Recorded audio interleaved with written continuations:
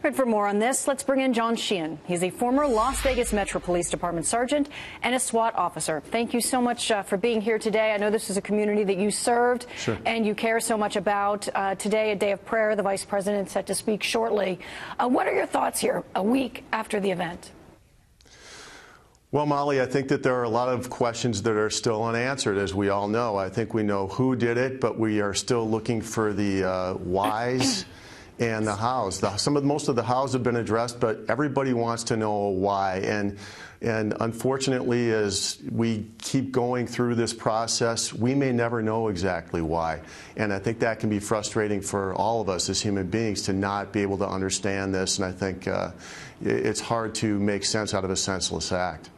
We heard on Fox and Friends earlier today from Dan Bongino. Take a listen to what he had to say as far as motive is concerned. I think we all need to prepare ourselves for the possibility that this guy had antisocial personality disorder, or what you would call, what we call in just normal talk, a psychopath, a sociopath, genuine evil, and people who live evil lives who have just no sense of empathy or consequence at all. And, I think we need to prepare ourselves that may be a possibility here. We may not get an easy answer. What do you think of those words, his analysis as to what we may be facing as far as this individual and what he did? I think he's spot on, because we also have to remember that apparently our shooter's father was a sociopath/psychopath, had a criminal background and a criminal history. So you take that and you understand that that type of person raised this shooter. And so how can it be anything else but that? And how can this person grow up and expect any sort of a normal life if he was raised by that type of a person? And that may be where this ends up going, because, as this goes on, we're at the precipice of possibility that there is any other explanation for this other than this person was just a psychopath with sociopathic tendencies. Yeah, I mean, it's an inexcusable act. There's no rational reason to commit something as horrific as this. Goes without saying, yes, absolutely. Right. So when you're looking for an answer, what could possibly, where can you find the comfort on a day when so many in that community are seeking comfort?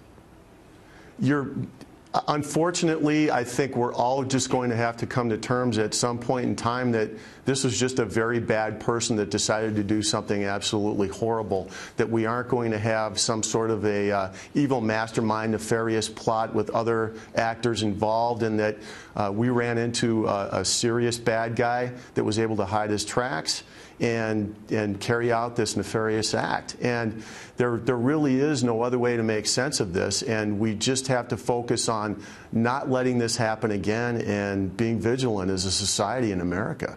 As we wait for answers, there are a few clues, some of which we've known because they've been announced by investigators. One of the things that stood out over the course of the last week was they said that he had planned to survive. Of course, we know that they say he committed suicide as the officers were closing there on the room, but that there was some evidence that he planned to move on from that hotel room. One of the things they found was the car, the tannerite, the ammonium, all these materials in his car. Could that have been the next destination? Personally, I think from my experience, I've got a pretty good experience with active shooters.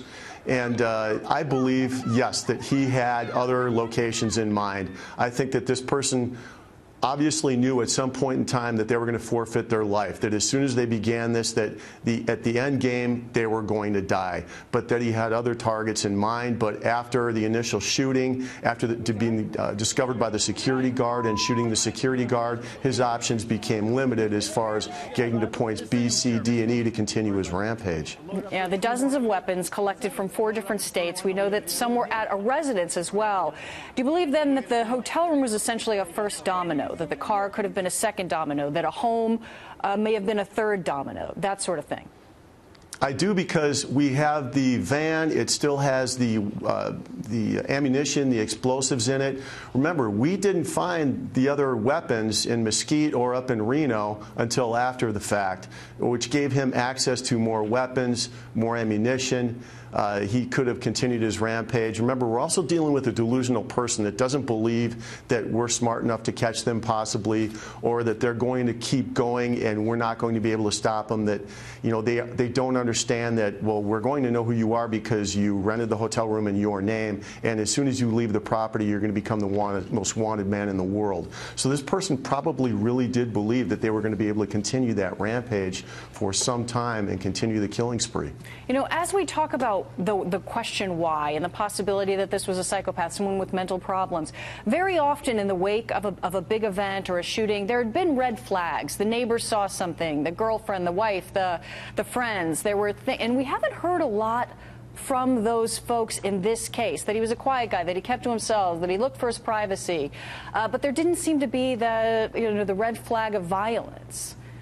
No, there wasn't, Molly. And really, when you think about that, who really could have got in there and found anything out to alert us to the possibility of this? The only person is his girlfriend. She lived with him. That was the only person that he let even partially into his world. And that's, I believe, through the course of these interviews, we're trying to find out, we're trying to glean information from her just how far into his world that she was able to get in order to find out more about his motives. The argument's been made by the girlfriend, by the sisters, that she possibly was sent away and that she didn't know about this, and that's why she ended up in the Philippines during the course of the shooting. Is that common for perpetrators to send those they love or want to protect away when they're going to commit an act?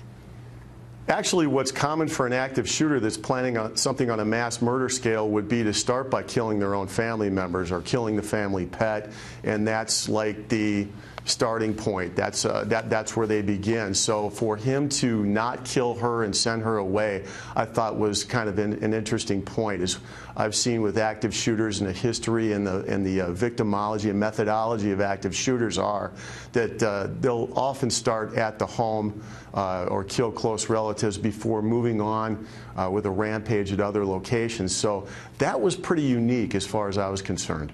There have been a number of things that analysts have said have been unique about this case.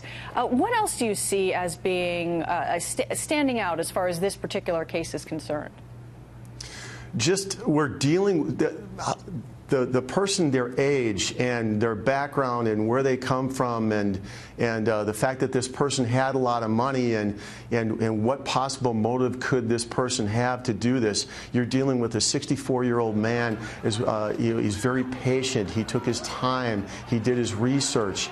No military background, but obviously knew a lot about things like tracer rounds and the explosives that he had stored away, and what type of weaponry to use and put together. This indicates a pattern of research and long, methodical tactics and training and looking to do something like this over a period of time.